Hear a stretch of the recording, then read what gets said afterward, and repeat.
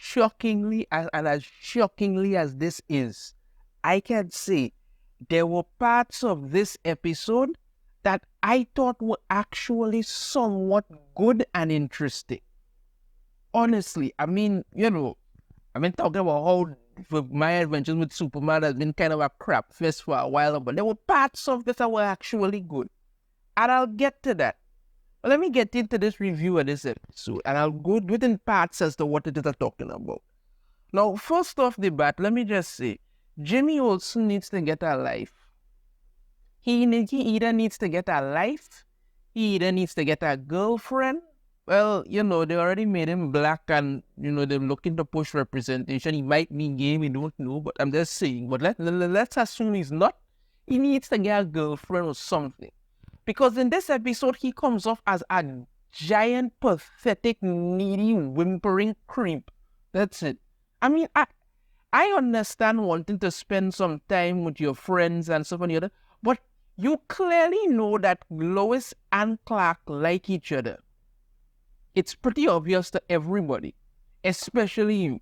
And yet you still keep trying to push this three best friends hanging out all the time, while the two of them constantly having their little flirtatious sexual tension between each other.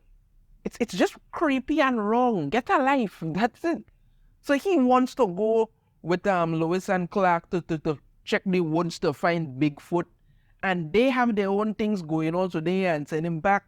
And then his Flame Bird podcast thing, somebody keeps talking about it and saying, nah, and all that. Then he gets to find out that it's actually Steve Lombard who keeps telling him how, he's the Steve of the group and all that. It's just really ridiculously stupid, to be honest with you.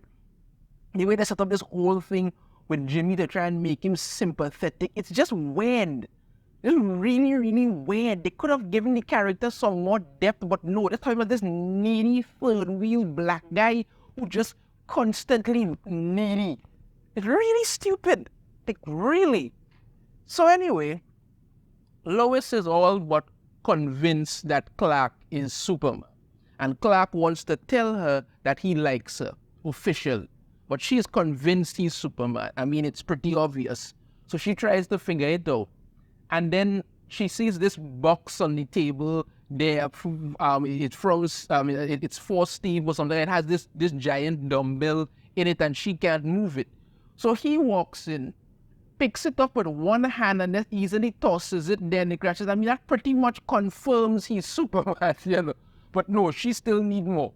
So we do get to find out that, Clark is actually a somewhat decent reporter. He has figured out, even though it's also painfully obvious, that all these highly advanced weaponry that are apparently Livewire got her hands on and gave out to everybody like she was Santa Claus at Christmas. They all must come from somewhere, and they're all connected, and there's somebody taking the weaponry and all of this. And I mean, he puts that together. Now, keep in mind, Lois was just about chasing down the weaponry. She wasn't like, where did it come from or anything like that. But he actually asked the question. So, like I say, that's a somewhat decent reporter, right?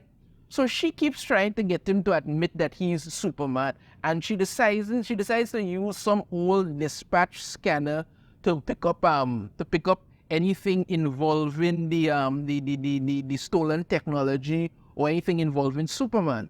Now, when the scanner starts to report certain things happening, Clark has to leave. He zooms over there, stops, and he keeps doing it really fast so she don't get a chance to catch up with him. And I must say, he does actually do some Superman-like things in this episode. The way he's saving people, the way he stops to pose some pictures for them and interact with people. That's what Superman does.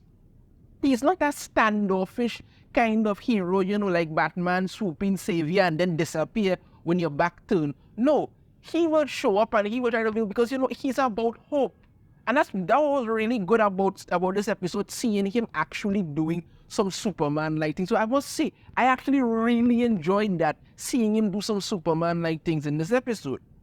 So eventually now, Lois catches up to him and tries to question him about, catches up to Superman and tries to question him about Clark Kent. Clearly he can't lie whatsoever, so that only confirms it even more. When they do come now, she puts handcuffs on him. For some reason, he doesn't immediately take it off. He's like shocked. And then this group of people with more alien tech, I guess, come out there and start to attack them. And he and Lois does some weird kind of ballroom dance number thing to avoid the blast. It just looks really stupid.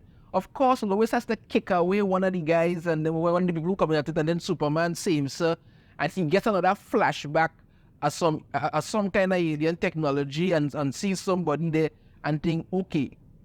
Then we get to meet Heatwave, who they have also gender swap. But I'm telling you honestly to God, if Lois didn't say, her technology isn't working, I was wondering if this Heatwave was a man or a woman. Honestly, because she looks butch as hell. Her voice isn't very masculine, but it's not very feminine either. So it's kind of somewhere in the middle. And this is that thing for them. They keep doing this in these episodes where they keep having these women look like dudes and having the dudes look like pretty boys. It's really weird and stuff, but so he ends up stopping Heatwave, and she tells him that, she doesn't want to get kidnapped because Superman has been kidnapping people who have the technology all over Metropolis. So she takes off, and Superman flies Lois back to the Daily Planet, leaves her there, breaks the handcuff, which he could have done immediately, but no, had to play out this whole nonsense, and he goes to find Heatwave. It turns out, however, that the person who's kidnapping these people is actually Slade Wilson in an armored suit, and it looks stupid as hell. Superman goes there, stops Heatwave, but he then gets attacked by Wilson in the armored suit, along with some robots that Leslie Willis had. The same kind of robot that Leslie Willis had, they had there, and they're attacking him. Then you get to meet Wilson's superiors, Waller and the General. Now, some people are saying that the General is Lois's dad. They haven't confirmed it yet, and until they confirm it, I don't want to speculate and say yes or no. But if it is her father, it does add a pretty good dynamic to the story. Now, when the aliens, when the robots are attacking Superman and they're attacking him, he's getting pounded into the ground as usual, kind of par for the course. But it actually kind of makes sense at this point because then you get to realize that these robots and these stuff, as you know, are alien technology. And the General, Superman realizes, is the same guy he saw in a kind of flashback thing when he touched the alien technology. He got this flashback and he saw the General, but he was younger. Which actually sets up a really good dynamic. And the key thing about it, had they done this show would have been much better. Because the whole thing involving Superman, the alien technology, the General, and all that kind of thing would have set up for a really good show. Now, what they could have done was remove Task Force X entirely because they really had no reason to be there. You understand me? What actually would have worked was, let's say that the General really is Lois's dad, and years ago some alien technology and some alien robots and things tried to attack them. Now, what they're setting up here in this show is clearly for Brainiac having done something, right? But it adds a dynamic as to why the General doesn't like Superman, why he doesn't trust him, because he had an encounter with aliens attacking him before. It's kind of giving him a bad stigma about them. So he wants to do whatever he can to protect humanity. So that sets it up really good. And then now, what you could have done was say that, okay, the alien technology that came, they managed to fight them off, barely. Then they decided to re-engineer the technology to use it to stop anything in the case of another alien attack. Okay. This whole thing with Leslie Willis stealing this technology from Task Force X makes them all look like a bunch of incompetent idiots, because why would you lose such valuable technology just to have it strewn out across all of Metropolis? It doesn't make any kind of sense. You could have left it with the fact that, they realize that Superman is an alien and they're testing this technology on him because one, they want to stop him because they believe he's a threat because of what happened before. 2, they want to see if their technology is actually going to be effective against him. And 3, they have a much larger plan in mind to stop an impending alien invasion, and they are just using this as a stepping stone to that point. So you set up 3 cool points right there. You could have also integrated the other characters who came into the show, could have also had different powers from different places, not from the alien technology, which would have helped Superman to grow, develop how to use his powers, and everything like that. But they didn't do that. Now, again, as I say, the whole thing involving Superman, the General, Slade, and even Waller was actually done really good considering this episode. Like I said, there could have been different changes to it. But when he's actually getting hurt by some of the technology that Wilson and the robots are using, you get to understand now, okay, all right, this is alien technology, possibly from Krypton or wherever. It's affecting him because of that, which, I mean, it shouldn't be affecting too much because, he's Superman, but still, okay. Now, when Slade Wilson actually damages a bridge and it's about to fall, Superman tries to stop it from falling.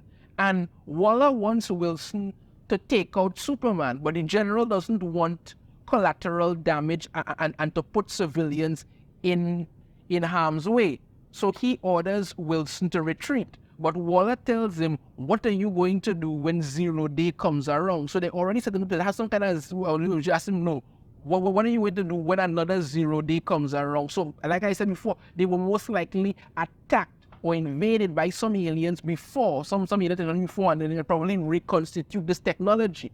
It sets up a really good dynamic as to what you could have done with this show, rather than pushing all this useless crap and wasn't working. Because I'm telling you, this thing with Superman was by far the best part of this show.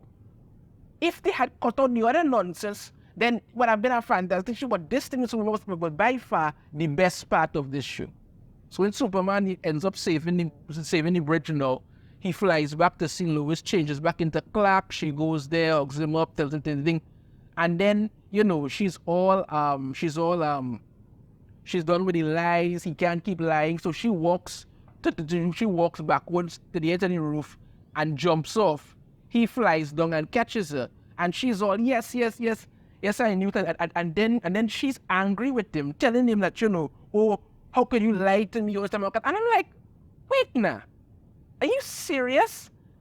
The man has only known you for like 5 weeks.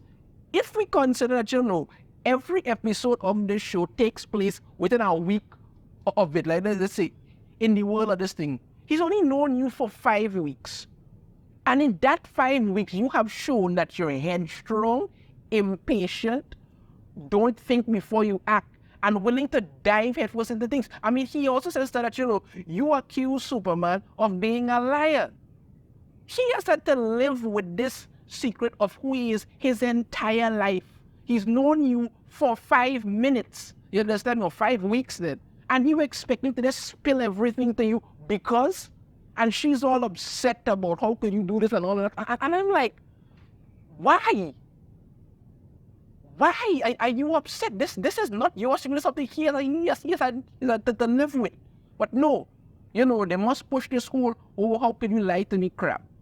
But then we get to Jimmy, who apparently like I said before, was supposed to go with Lois and Clark into the woods to investigate Bigfoot.